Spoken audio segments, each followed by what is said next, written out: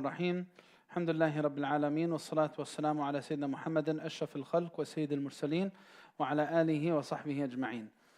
أما بعد, in this session we're going to take a pause to do a survey, but I'm going to wait for more people to come back to their tables. I see some of the tables are empty from after Salah, so I'll wait on the survey for 5-10 minutes and then we'll do it inshallah. So we'll start off this session with some of the questions that I think the sister who had the questions not here now. She's here. We'll start off with some of the questions that people had. We can start off with you, sister. Go ahead. What was your question? Alaikum salam.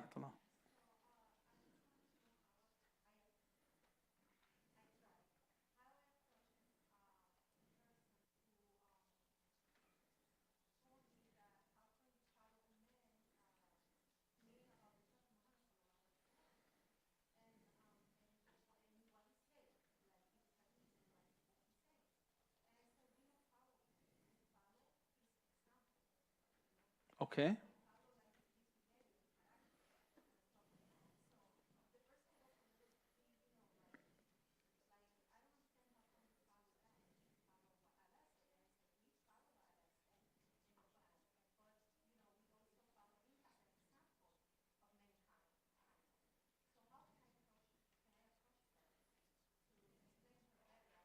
Is she a Muslim? She's a Muslim? Okay. All right. So, Bismillah ar-Rahman ar-Rahim. The question was, how can I address a question who from a Muslim who says, how can you follow a man in his words when you have the words of God, and why don't you just stick with the words of God, words of Allah Azza wa Jal? So how can you accept to follow a man? So now the question, the answer to this question is multifold. We addressed parts of it already, sister, and what we explained before. One part of this is to realize, hey, look, who's communicating to us the words of Allah? It's the Prophet ﷺ. He's telling us that Allah says, right? So if it's mistrust of the Prophet ﷺ, then I might as well mistrust what he says that Allah says too, all right? How can, because if he's telling me and he's not a trustworthy person, then you know what, I can't even believe the words of the Quran, so I might as well not be Muslim. The second thing is, as we explained before, the Quran has general rulings. Without the Sunnah, these general rulings will be deficient. What does deficient mean? They're not complete. Why? Because Allah told us to do certain things in the Quran, and we don't know how to do them without the example of the Prophet ﷺ. So I'm forced between two conclusions. I either say that the example, or I should say the model of how to follow through with this is in the Prophet, or I'm going to say Allah did not clarify to us how to do it. And if I say this, then I'm accusing Allah, right? I'm accusing Allah Himself. Allah Himself is the one who said, He, sallallahu alayhi wasallam, never speaks of His own whim and accord. You cannot alter this verse of the Quran. If you're a Muslim who believes in the Quran, it's directly telling you that everything the Prophet said is part of revelation. In huwa illa wahyun yuha. So, in fact, this person doesn't even understand the Quran if they're saying, why should I believe the words of another person and human being? Because this human being was chosen to communicate the messages of God. And those messages are general and detailed. Quran, general. Sunnah, detailed. Right? Quran, general. Sunnah, detailed. So this is the answer to this type of question. That, if you're going to believe in Islam, then there's no way you could do that without believing in the Sunnah of the Prophet ﷺ. Where does the issue really come about? People who deny the Sunnah don't deny the Prophet. But they deny the companions. And they deny what? The communicators of the hadith. They say, oh, maybe we have weak hadiths and we have fabricated hadiths, so we don't trust. Maybe the ones who carried it to later generations, they tempered with it. Right? That's what they would say. Right? The answer to this question is, if Allah said He's going to preserve it, and then the ones who were left with the responsibility of carrying it betrayed it, that means Allah did not fulfill His promise. That means, again, why do we believe that the message of the Prophet ﷺ is the final message? It's going to be preserved. The previous messages were tampered with, right? They were altered. The Torah and the Injil were tampered with and altered by its carriers. And if that happened to the Quran, then guess what? There would be no guidance on earth now. If people, okay, if people were able to actually alter the message of Islam, then on the Day of Judgment, every single one of us is going to have an excuse. So Allah, you sent to us a message that was distorted by people. I could not trust that it was from you. So how could you expect me to have followed it, right? Then, in that case, there will be no point and purpose for guidance altogether. We're all in this dark, deep, dark abyss, and no one could be guided today. That's it. We're all rufi'an, there's no taklif, that's it.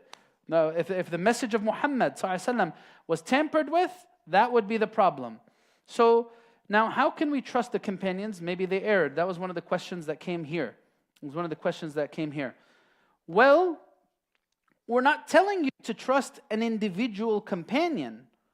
We're telling you to trust the generational communication of this message that Allah says. Allah says this in the Quran. رَضِيَ اللَّهُ عَنْهُمْ وَرَضُوا عَنْهُ. That's why Ahl Sunnah, mainstream Muslims, believe in the uprightness of the companions. They do not defame the integrity of the companions. They do not attack their character. They do not say the companions of the Prophet ﷺ were hypocrites or were otherwise. Why? Because Allah says Allah is pleased with them, and He is pleased with, and they are pleased with Him. How would Allah be pleased with a people who altered the message of their Prophet, or would in the future alter the message of their Prophet? That means my problem belief is not really in the companions, it's in Allah. I have a problem in belief in Allah. And that's what we need to resolve first and foremost, right? So it's not me depending on individual companions, it's the generational communication that is categorically sound. It's following procedures and protocols that are of a very high level, right? Wallahu a'lam. Does that answer your question? Okay. Does anyone have any quick question before we go on, just for the sake of time? Yes, go ahead, sister. Yes. Okay.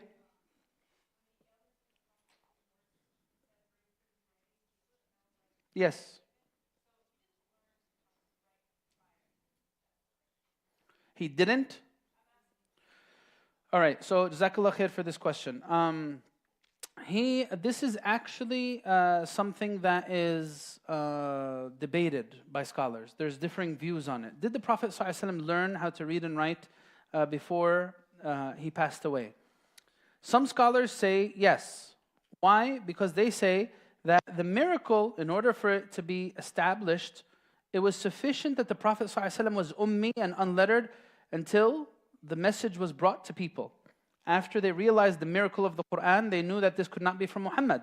But after that, was there anything against the fact that... So the Prophet ﷺ being unlettered and illiterate was not because he was incapable of learning. It wasn't because the Prophet was ignorant, right? It wasn't because the Prophet ﷺ did not have the capacity to absorb things. In fact, he was very intelligent, ﷺ. The Prophet ﷺ, as a prophet, he had fatana. Fatana is the level of intelligence needed for prophets to establish proofs against their people, right? So the Prophet ﷺ was very intelligent. So this opinion states, with his intelligence, there's nothing to say why he would not learn later on in his life. Or some of them would take this narration and say, no, this is the Prophet ﷺ would have told one of the companions. It's not meant literally that he would write, that he would instruct one of the companions to write. Wallahu alam. So there's nothing clear-cut. Did the Prophet learn how to read and write or not? There's nothing clear-cut on that, but there's a scholarly difference about it. Some say yes, some say no. And there's nothing to deny either opinion. Wallahu alam. Now, before we continue, we have more people back now. We want to do this survey. So I'm going to X out of this. I'm going to share with you guys... Where is it?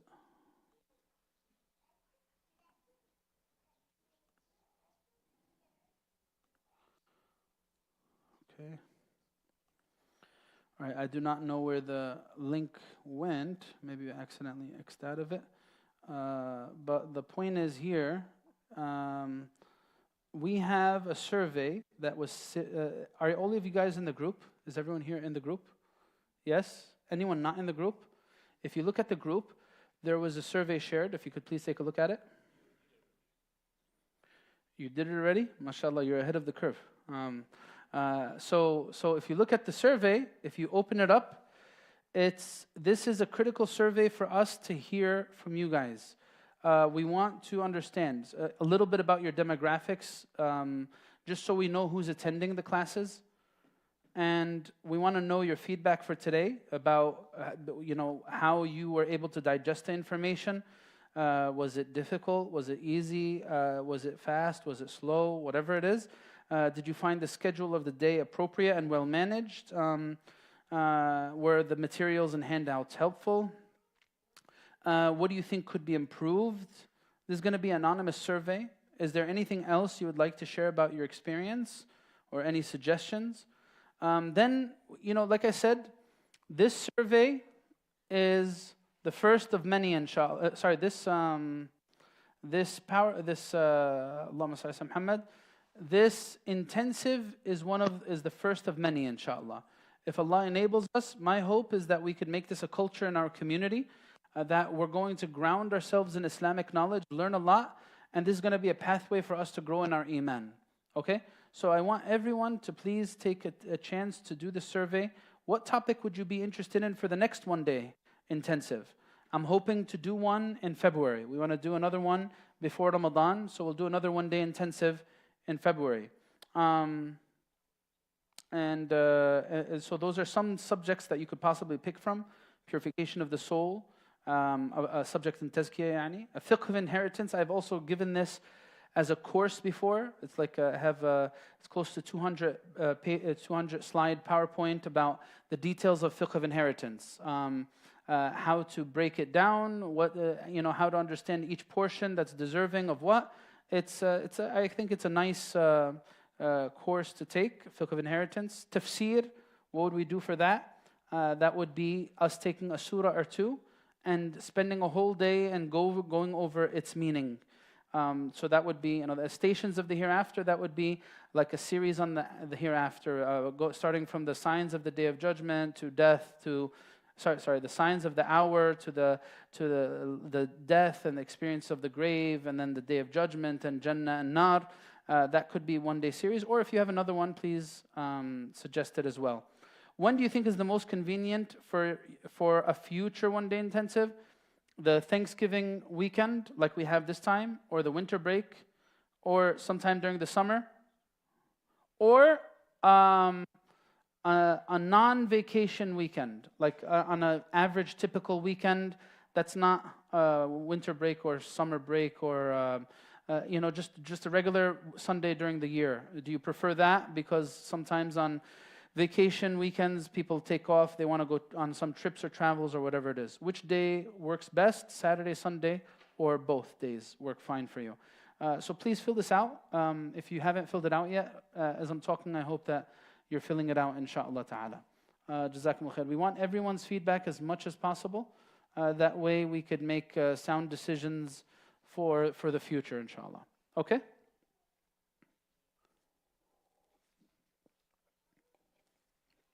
All right, I'm going to continue as you guys are filling that out, just for the sake of time. And then I'll also take another break later on for more questions, bi'idhnillah. Okay? All right, so what are the key notes for stage 2? Stage 1 was the Prophet ﷺ and the companions.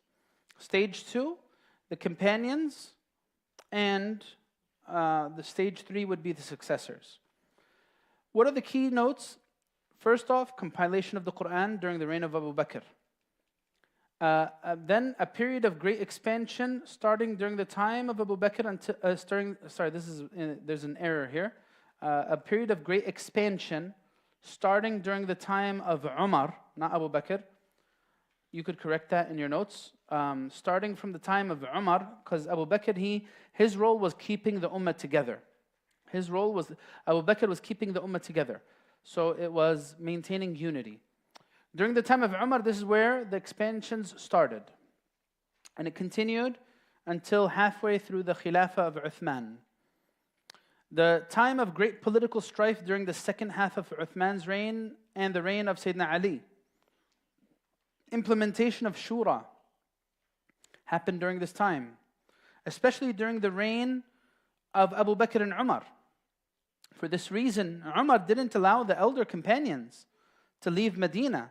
He kept them in Medina. He kept them in Medina so that he could consult them on legal matters. This is what Sayyidina Umar did. He didn't allow them to spread throughout the lands.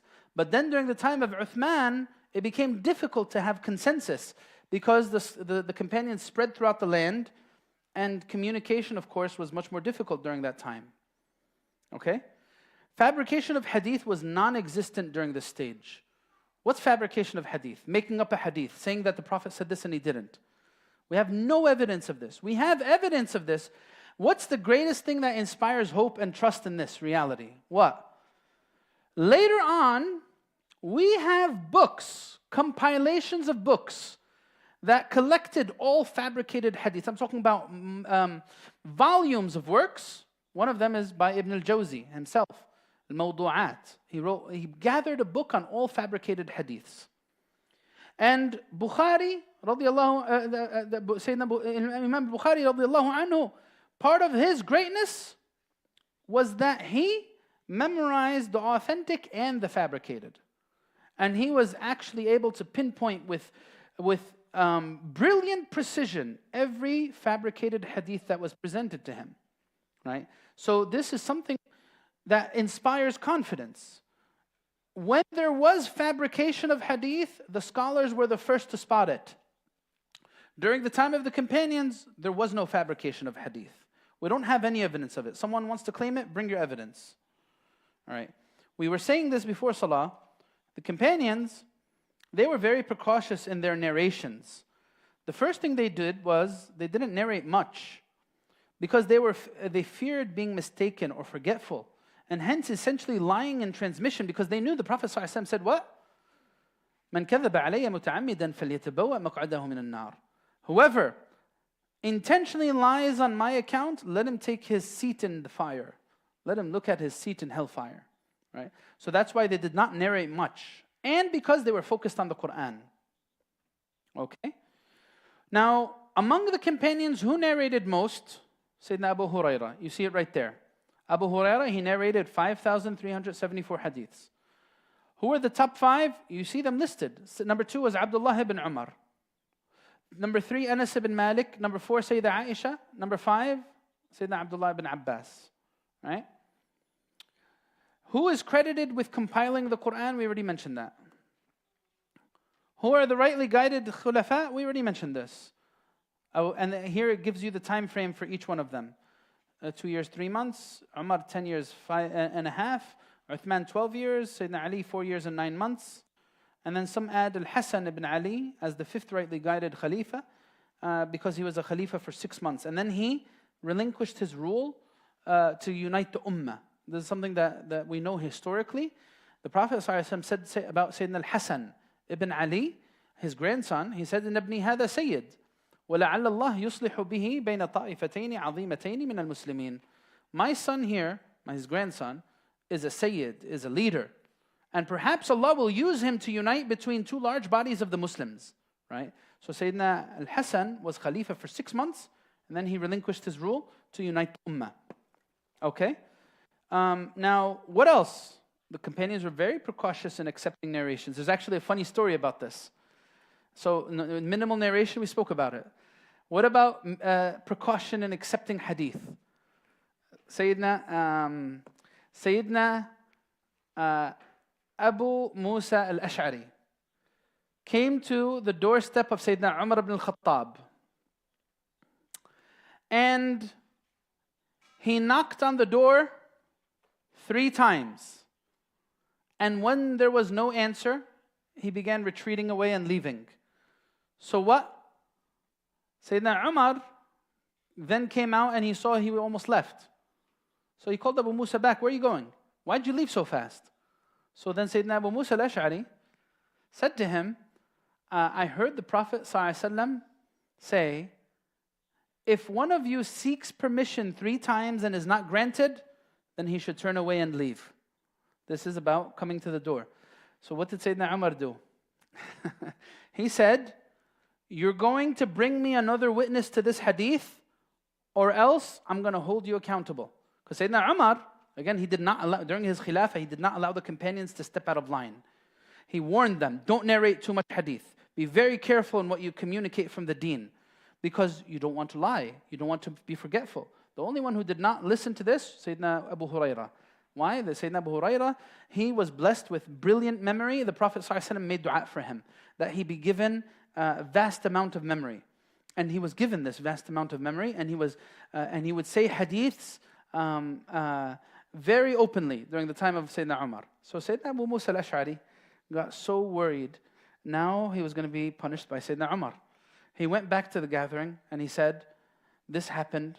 I knocked on Umar's door and he did not open, so I left. And I told him of the hadith of the Prophet ﷺ, and he said that I need to bring a second witness or else he's going to hold me accountable. So have any of you heard this hadith from the Prophet ﷺ as well? And one of the people in the gathering stood up and he said, I did. And Sayyidina Abu Musa al-Ash'ari was relieved. And he went to Sayyidina Umar, and Sayyidina Umar cleared him because he got a second narrator for the hadith. But it shows you what? Companions were critical. They were careful in their narration of hadith. In fact, the companions also traveled for hadith. They also traveled for hadith. Now, there's a beautiful narration about this there's a beautiful narration about this when one of the companions came from Medina to Sham later on, where Abu Darda was, one of the companions of the Prophet. He came traveling all the way from Medina to Dimashq. May Allah give ease to its people. And when he came, he asked the Prophet so he asked Sayyidina Abu Darda about a hadith, and Sayyidina Abu Darda narrated to him the hadith. And the companion heard it, and he began to retreat away and leave. So Abu Darda called out to him, you came all this distance just to hear this one hadith from me? He said, nothing brought you out of your home except hearing this one hadith from me? So he said, yes. So then he called out to him and he said, Abshir. He said, glad tidings to you, for I heard the Prophet ﷺ say that Allah will give radiance to one who travels out to hear my words and convey it to others. And I don't remember the exact hadith that he mentioned to him, but it shows you the companions were very keen on even traveling for hadith. And this was part of their practice. This was not just them. This carried on to later generations. There was a sunnah of safar لطلب الحديث, to the extent that the scholars of hadith would say, خذها قد أعطيناكها من غير شيء. We've given you this hadith for nothing in return. Take it from us. قد كان الرجل منا يسافر مسيرة شهر لأجل الحديث الواحد. One of us would travel the distance of a month just for a single hadith. This is how committed the companions and the early generations were to pursuing hadith of the Prophet ﷺ. Now, what are the 6 collections of hadith? You see them here: Bukhari, Muslim, Abu Dawood, Tirmidhi, and Nasa'i, Ibn Majah. Some of them say among the 6, instead of one of these, is Muwatta Imam Malik. And then it gives you the numbers of hadiths in each of these collections. The biggest one being Sahih Muslim, 9,200 hadiths. And then Bukhari has 7,275. But some of these hadiths are repeated, by the way. They're mentioned more than one time. So the actual number of genuine hadiths that are not repeated is less than that. Okay? And then it tells you when each of these, their time frames. The earliest of these was Imam Malik. He passed away in the year 179 after Hijrah. That's 795 Common Era, يعني in the Gregorian calendar. And then the latest of them was Imam al-Nasa'i. He passed away in the year 303 after Hijrah, and that's 915 Common Era. So you could read this information in more detail on your own. There was a slide that we left earlier. Stages of the evolution of fiqh, slide 59. Stage 1, that's the foundation. That was during the time of the Prophet ﷺ. That was from the beginning of revelation until the 11th year after Hijrah. Slide 59. Stage 2, this was establishment. This was the period of the rightly guided khulafa. This is from the 11th year after Hijrah until the 40th year. Stage 3 was building. This is where fiqh began to flourish. And this is from the 40th year after Hijrah until the beginning of the second century. Until the beginning of the 2nd century. This is basically until the end of the Umayyad dynasty. How many of you guys have heard of Dawla al-Umayyah? Any of you here? Umayyad dynasty, you've heard of this before? We have there's a bunch of different dynasties and periods of rule in Islamic history. We have the Umayyad dynasty, we have the Abbasid Empire that ruled for a very long time, for centuries. And then we had the Ottoman Empire, that was most recent, and that was also for centuries as well. And then there was smaller pockets of rule between these, the Mamluks, and then we had Dawlat al-Murabitin, and there's many historical pockets of time where there was other ones, but these are the three big ones, the three major ones throughout Islamic history. And we're going to talk a little bit about this, inshallah, now. But before we get into that, it's important to have that timeline in mind. Now you go back to slide 67. This is the last thing about hadith altogether. Here, the Quran was written largely during the time of the Prophet ﷺ, as we said, right? We said most of the Quran was written unofficially during the time of the Prophet ﷺ. And that's why it wasn't just the companions that we depended on. It was written during the time of the Prophet. They had verified copies. So if you disbelieve in their collection of it, you should disbelieve in the Prophet himself, because he verified these copies, right? So, the same thing with the Sunnah. Hadith was written during his lifetime, sallallahu alaihi wasallam. But the formal inscription of hadith, the first to compile a book, this happened later on, actually. All right, hadith was first written during the lifetime of the Prophet sallallahu alaihi wasallam, but not too much, because the Prophet ﷺ didn't want them to mix anything with the Quran. Now, look at this. Look at this, subhanAllah, subhanAllah. This is a beautiful thing here.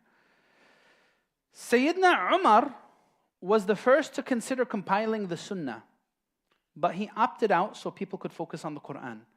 He considered compiling the Sunnah, but he didn't. What happened? With the passage of time, there came a man named Umar ibn Abdul Aziz. How many of you have heard of Umar ibn Abdul Aziz before? Raise your hand. Raise your hand. A few people. We need to know about Umar ibn Abdul Aziz. We need to maybe have a course on Islamic history. If people are interested in Islamic history, this is another thing that needs a course. We need to know about Umar ibn Abdul Aziz. He is one of the rightly guided ones who wasn't from the Khulafa al-Rashid. He came later on. He was a ruler for a very short period of time, about 2 years. But he was a symbol of justice. He was from the progeny of Sayyidina Umar ibn al-Khattab. Not his grandson. There's a typo here. It's his great-grandson. It's his great-grandson. What happened? Subhanallah. So, as I remember it, Wallahu alam, I think my memory is on point, but Wallahu alam, just in case if there's error. What happened was Sayyidina Umar during his khilafah was walking about the markets of Medina. And during the nighttime, he came across this house where a mother and her daughter were making milk for the people. And the mother was telling the daughter to add water to the milk so that we could get more supply. So the daughter said, how can we do this, O mother? This is dishonest. So the mother told the daughter, it's okay. Amir al-Mu'mineen will never find out about what we're doing. It's in the darkness of night. So then the daughter told the mother, إن كان أمير المؤمنين لا يدري فرب أمير المؤمنين يدري.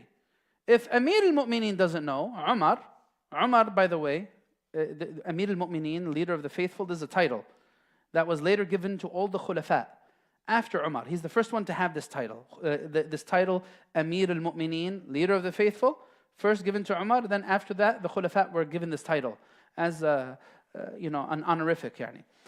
So anyway, she told her mother, if Umar doesn't know, then the Lord of Umar knows. So Umar, when he heard this, he went home and he told his son, I have a woman for you to get married to. I believe she's very pious, and I believe that from her progeny there will come goodness. So Sayyidina Umar married his son to this girl. And the two of them, they had a daughter, right? The two of them had a daughter. And this daughter, this girl, she's the grandson of Sayyidina Umar. This daughter was the mother of Umar ibn Abdul Aziz. And the greatness of Umar continued because of the greatness of this girl who gave birth to someone who was the mother of Sayyidina Umar ibn Abdul Aziz. So Umar ibn Abdul Aziz is actually from the progeny of Umar ibn al-Khattab. And Umar ibn al-Khattab wanted to gather the sunnah, but he didn't. And Allah's decree was that his great-grandson ended up carrying on with this wish that Sayyidina Umar had, and he was the first to order the compilation of the sunnah. All right? You guys all follow along with me? So Umar ibn Abdul Aziz instructed them to compile the sunnah into book form, and this was around the year 100 after Hijrah. And he sent this order out to all locations that they start compiling the sunnah. And the first scholar to champion this effort, his name is right there, important name historically to remember, is Muhammad ibn Shihab al-Zuhri. Muhammad ibn Shihab al-Zuhri. So this is how the sunnah's compilation began. Now, during the time of the companions, look, there's a lot of information in the book that will tell you about more things fiqh related during the time of the companions. Now, one of the important pages in the book to go over is page 83. It'll tell you why the companions differed in some rulings in fiqh, either because of different incidents that happened later on, or the disparity in their understandings, or hadith reaching some of them and not reaching others, or the companions' dispersal and different provinces in different provinces during the time of Uthman. Like we said, they did not stay in Medina; they spread throughout the lands. This was some of the reasons for them end up differing. You know, we're no longer on the same table discussing things. They spread to different lands. So them spreading, we had teachers in Kufa, we had teachers in Medina, teachers in Mecca, teachers in other provinces. It became a nature of naturally they're going to come up with different conclusions. Right? And then the importance of this here is Masadr al-Tashni' fi Asr al-Sahaba, page 84, is also an important page for us to get exposed to. What were the sources of law for the companions? Who among the companions were muftis and jurists? It wasn't all of them. We said some of them were prolific narrators, some of them were scholars, but most of the companions were lay people. They were not scholars, right? So this is important. That's the end of the period of the companions of the Prophet, and the next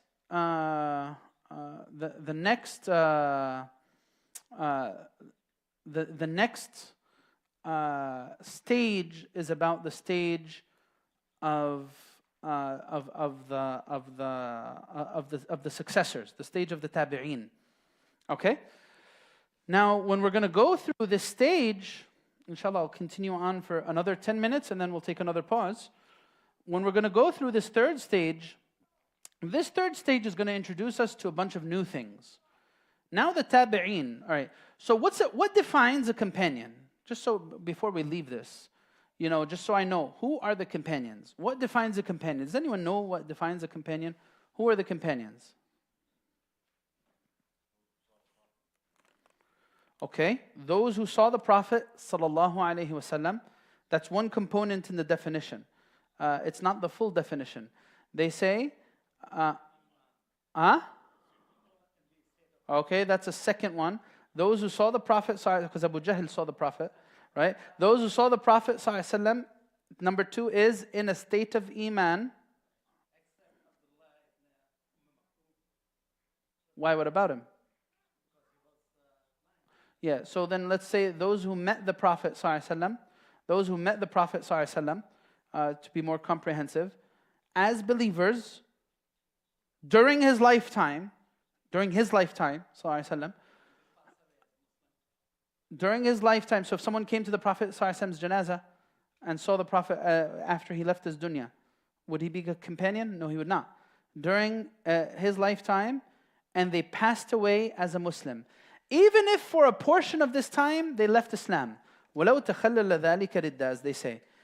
Even if for a portion of time, so even if they met the Prophet ﷺ, even وَلَوْ لَحْظَةً, even if for a moment, they would still be considered a companion. And even if there was a portion of time when they were not Muslim, they apostated. As long as they died upon Islam, they are considered companions. This is the comprehensive definition of a companion. The last of these companions passed away around the turn of the century. Around 101 or 102, 103. His name was Amr ibn Wathila. Amr ibn Wathila. That was his last name. The last companion, Amr, A-M-R, ibn Wathila, W-A-T-H-I-L-A. That was the last companion. It was around the turn of the century. Now, what defines a successor? A tabi'i. That is someone who met one of the companions of the Prophet ﷺ. So he lived during the time of at least some of the companions and at least met one of them. Even if they learned from them a little, even if they learned from them one thing, they're considered from the generation of the tabi'een. So that's who a tabi'i is. Now what happened in this third stage? Now we're talking about the stage of the tabi'een. Some of them, the tabi'een were even alive during the time of the Prophet ﷺ, but they just never met the Prophet. Like who? Uwais al-Qarani, for example. Uwais al-Qarani was he was referred to by the Prophet ﷺ as Sayyid al-Tabi'een. This man, Uwais al-Qarani, was so great, but he never was able to come to the Prophet ﷺ. Why? Because he was in the service of his mother, and he had a skin disease. And the Prophet ﷺ says about he says to Sayyidina Umar, there's going to come to you from Amdad al-Yaman, from the people of Yemen, a man by the name of Uwais, and he is going to be from a people, the area in Yemen, it's called Qaran. Min Murad, thumma min Qaran. He is from Murad and then from Qaran. His name is Uwais. He has a mother that he is truly benevolent to. Lahu walida huwa biha barrun. Right? And then he says about his baras. He says that he had a skin disease, and he says, bari'a minhu illa mawdi'a dirham. He was cured from the skin disease except for a very small portion that remained. The Prophet ﷺ said, لَوْ أَقْسَمَ عَلَى اللَّهِ لَأَبَرَّهُ. If he was to take an oath by Allah, Allah would fulfill his wish. If you're able, O Umar, to get Uwais to seek forgiveness for you, then let him make prayers and seek forgiveness for you, O Umar. That's how great Sayyidina Uwais al-Qarani was. Right? And he didn't meet the Prophet ﷺ because what? Because he was taking care of his mother. So that's why he's not from the Sahaba, he's from the Tabi'een.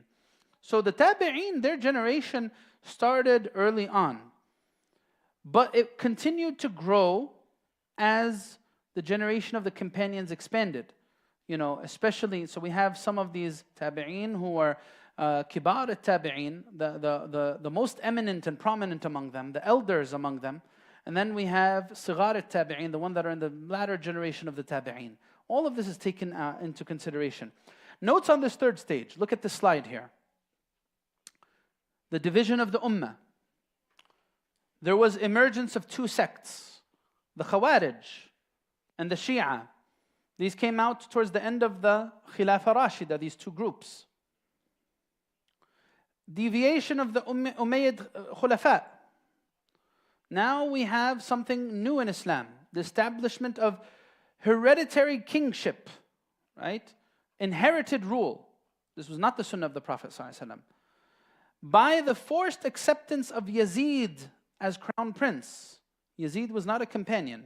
His father, Sayyidina Muawiyah radiallahu anhu, was a companion. Yazid was not. Yazid was forced upon the people as crown prince. The principle of shura faded away from the decisions of the khulafa. Bayt al-Mal was converted into the personal properties of the khulafa and their families. Now we had the dispersion of ulama. This is another feature. So these are the three features of this time. The ummah began, the ummah was now divided. There was different sects. The second is the rulership was misguided, and the ulama spread throughout the land. Dispersion of the ulama, partly due to the political reality, but also because of the need imposed on them by the geographic expansion. Now we have large territories of Muslims that the scholars needed to spread to teach the deen. And difficulty of ascertaining consensus because of the nature of pre-modern communication. Now it's hard to have ijma'. Ijma' was one of the source evidences in Islamic law, consensus, gathering everyone and agreeing opinion. Now it became very difficult because now they expanded to different lands, right? Another feature of this time was fabrication of hadith.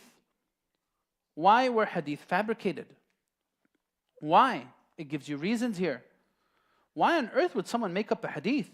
Now we had movements. Some of these movements trace back to the time of the Prophet ﷺ, like the movement of hypocrisy. Now in this time we have the Zanadiqa. These are individuals who claim to be Muslim. They were not Muslim. They were actually trying to corrupt the teachings of Islam. So one of the reasons why hadith were fabricated were because of the enemies from within spreading heretical beliefs and falsities. What was another reason for fabricating hadith? Political differences. Again, people were committed to the message. And if they could find something in hadith to support their cause, everyone would follow it, right? So political differences made some people go to the extent where they fabricated hadiths, right? What's another thing that made people fabricate hadith? Now, factions based on issues of creed. Now, okay, we want to support a certain agenda that we have in Aqidah. We're going to fabricate hadiths to support it, right? Fabrications by storytellers, right? People, again, storytellers. Storytellers were what? The rappers of pre-modern time. They were the rappers of pre-modern time. Sorry, one second.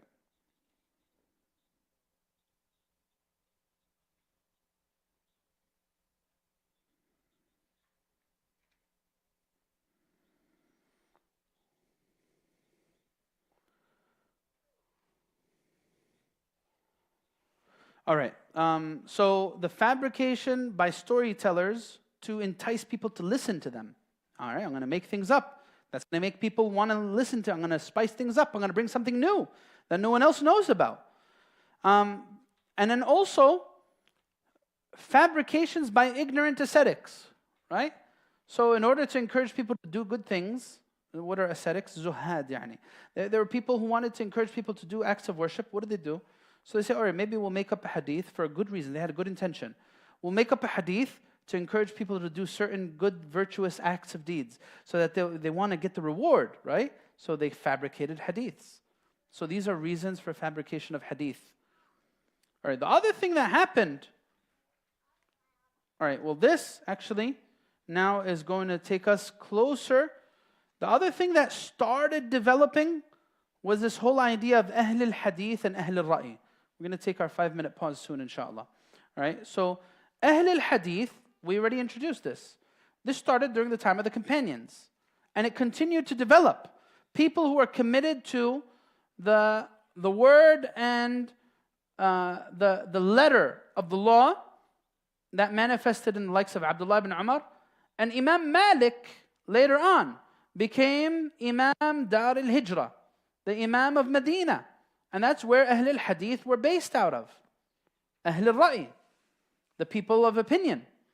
And this started from Ibn Mas'ud and Umar. And like we said, it manifested in Imam Abu Hanifa, in Kufa, in Iraq. This is how these schools developed. These big schools later on, they developed. It started out during this time frame. Right? Where do Imam Shafi'i and Imam Ahmad fit in the equation? We're going to talk about this later on, inshaAllah ta'ala. Now, who are the main names in this stage and time frame? These are 5 of them. I don't know if any of you would know some of these, but these are very notable scholars. Any student of knowledge would be familiar with some of these names. Al-Hasan al-Basri was probably the most famous among these. Hasan al-Basri is one of the most prominent elders from among the successors, the tabi'een. Hasan al-Basri. Sa'id ibn al-Musayyib, he is considered one of the most preeminent scholars of hadith in the early generations. Sa'id ibn al-Musayyib, Imam al-Nakha'i, Nafi', Mawla ibn Umar, Alqama. These are scholars who were leaders in this time frame. Actually, if you look, and inshallah, what I'll do is I'll connect you guys to the book. If you look in the book, it'll give you specific names and it'll tell you a little bit about these individuals. And inshallah, we're going to do that. But in the next slides, it's going to talk to us about the 4th stage. So I think this is the end of the 3rd stage. We'll pause here, and then inshallah, we will continue in the next session speaking, and we'll take your questions if you have them, and then we'll speak more about how this developed later on. What is Ra'i? Who's Abu Hanifa? Who's Shafi'i? Who's Malik? And who's Imam Ahmad? What are their madahib? Why do we have madahib? Why do scholars differ? Inshallah, this course won't finish until we answer those critical questions bi'idhnillahi ta'ala. So now it's 5:46. We're going to take another 5-minute break. We'll stop here. Jazakumullah khair.